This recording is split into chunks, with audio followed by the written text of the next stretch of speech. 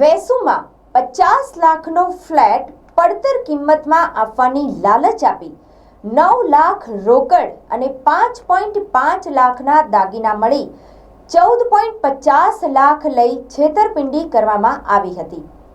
2018માં બનેલા કેસમાં મહિલા આરોપી સહિત બેને આજે એડિશનલ ચીફ જ્યુડિશિયલ મેજિસ્ટ્રેટ કોર્ટે 4 વર્ષની સખત કેદની સજા અને 2 લાખના દંડનો હુકમ કર્યો હતો।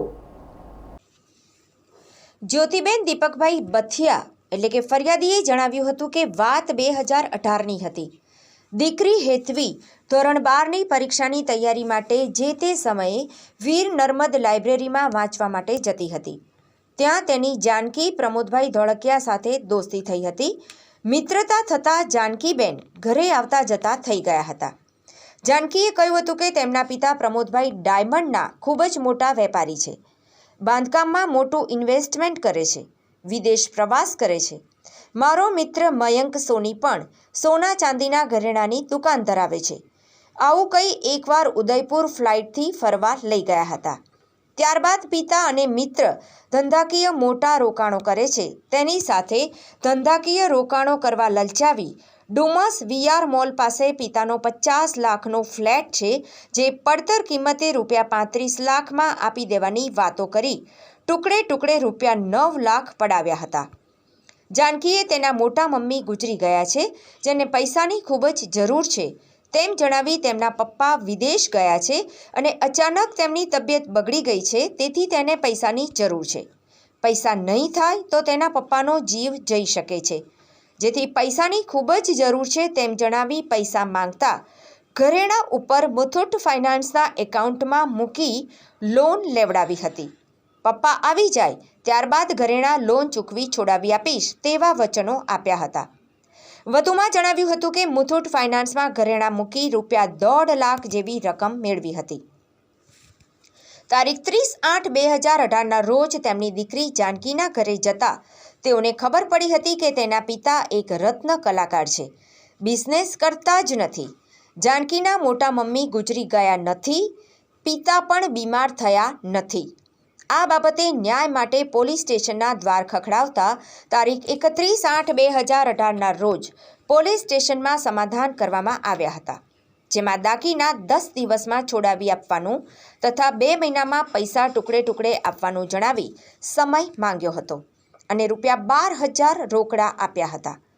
ત્યારબાદ દીકરી હેતવી તથા ધર્મેશ તારીખ 5/10/2018ના રોજ જાનકીના ઘરે ગયા હતા, જ્યાં ગાળાગાળી કરી ધમકી આપી હતી કે હવે પછી પૈસા ઘરેણાંની વાત કરશો તો વરાછાના ટપોરીઓને સોપારી આપી જાનથી મારી નાખીશું। Surat additional chief judicial magistrate કોર્ટમાં જતા, જેમાં એપીપી બબીતાબેન બુઢાની તથા એડવોકેટ રહીમ શેખની ધારદાર દલીલોને ગ્રાહ્ય રાખી નામદાર કોર્ટે આરોપીઓને સમાજમાં એક ઉત્તમ દાખલો બેસે તેમ સજા ફટકારી હતી। मेरा नाम एडवोकेट रहीम शेख।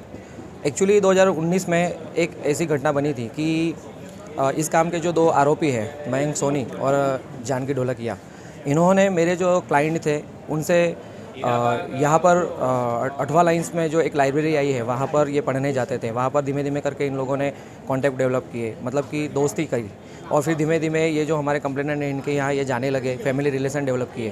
और हमारे जो क्लाइंट है इनसे इन्होंने इस तरह का मतलब डेवलप किया कि मेरे जो फादर है, मतलब इसके जो आरोपी थे जो जिन्हें जेल हुई है, इन्होंने इस तरह से रिप्रेजेंट किया कि मेरे जो फादर है वो बहुत बड़े बिजनेसमैन है और इनका बहुत बड़ा बिल्डर का काम है और वीआर मॉल के पीछे बहुत सारे फ्लैट्स और प्रोजेक्ट्स आए हैं।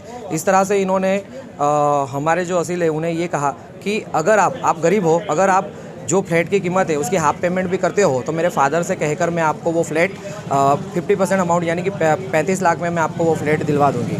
और इसके बावजूद उन्होंने इन बिटवीन उस टाइम पीरियड में हमारे जो असील है उनकी बेटी और उनके बेटे को उदयपुर फ्लाइट में घुमाने लेकर गए और उससे ज़्यादा उनका ट्रस्ट डेवलप किया।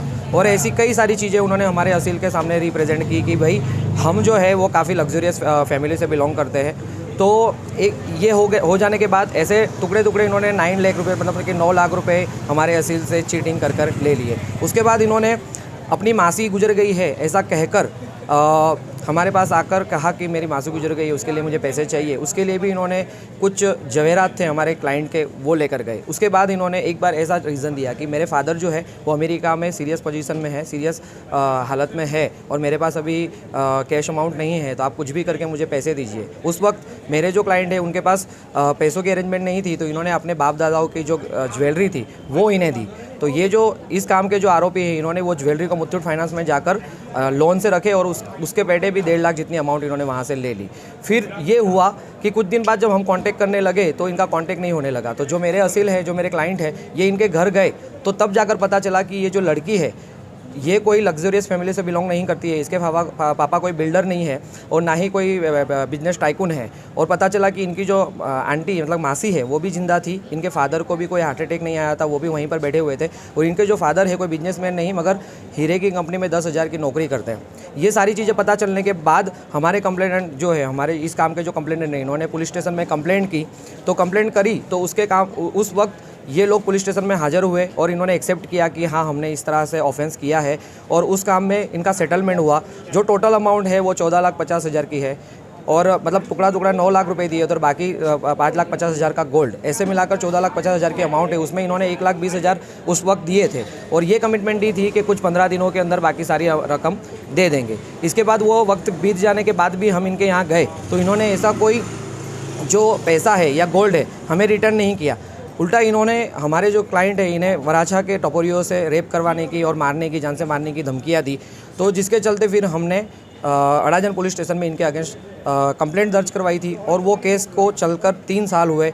और कल ऑनरेबल कानाबार मैडम ने इन्हें 4-4 साल की पनिशमेंट, 2-2 लाख दंड और 3.5 लाख रुपए का मुआवजा देने का हुक्म किया है।